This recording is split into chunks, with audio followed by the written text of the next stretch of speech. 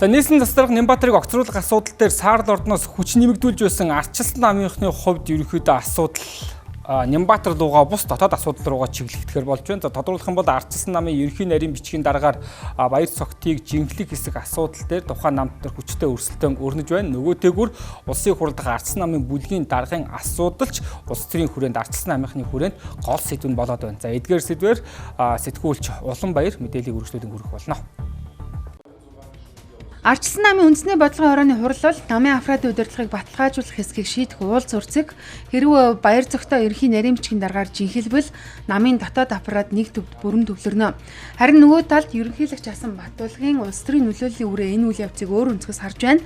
Тэр өнөөдөр намын өдөр тутмын удирдлагад байхгүйч ардчилсан нам доторх сүлжээний улс төрийн төв хэвээр байна.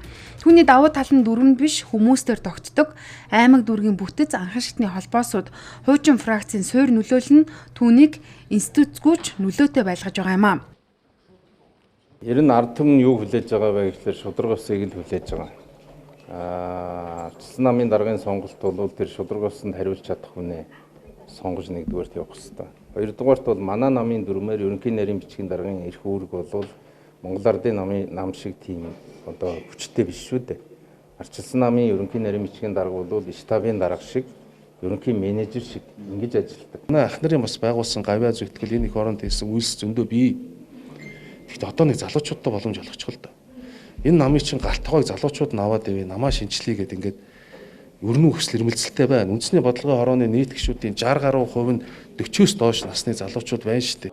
За уг нь ардчилсан нам эрх баригчтай хит ойртож болохгүй сөрөг хүчний мөн чанараараа хадгалах ёстой. Энэ байр суурь нь сүүлийн үед ардчилсан нам дотор нэмэгдэж хамтарсан засаг улс төрийн тохиролцоо прагматик үевслийн яриатай зөрчилдөж байна.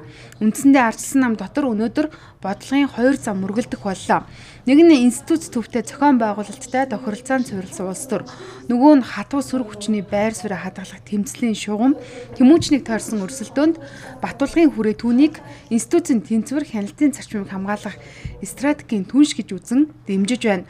Харин баяр цогц цогтголийн талын дэмжлэгтэй төвшин нь намын афродын төвлөрлийг хадгалах чиглэлд өрсөлдөж тэмүүжингийн хувьд дотоод эрх мэдлийн бодит сорил болж хувирлаа. Хоёрхан байр суурийг илэрхийлэх бол гишүүдийн эрх шүү дээ. Хэнийг дэмжиж байна, ямар бүлгийн дарга нь хэн байвал зохистой, ямар шалгуур хангасан байвал энэ тэр хүмүүсийн байр суурь шүү дээ. Энэ намыг эв нэгдлийн төлөө бид нар ажиллах ёстой. Тэгээ энэ манай бүлэг дээр үүсэж байгаа асуудал ч гэсэн харин бид нар шийдвэр гаргалтаа их зөв болгох ёстой. Туршлагатай хүн энэ 126 та парламент тэр тусмаа 42 гишүүнтэй улсын хурлын бүлгийг удирдах авч явах нь зүйтэй гэдэг байр суурьтай.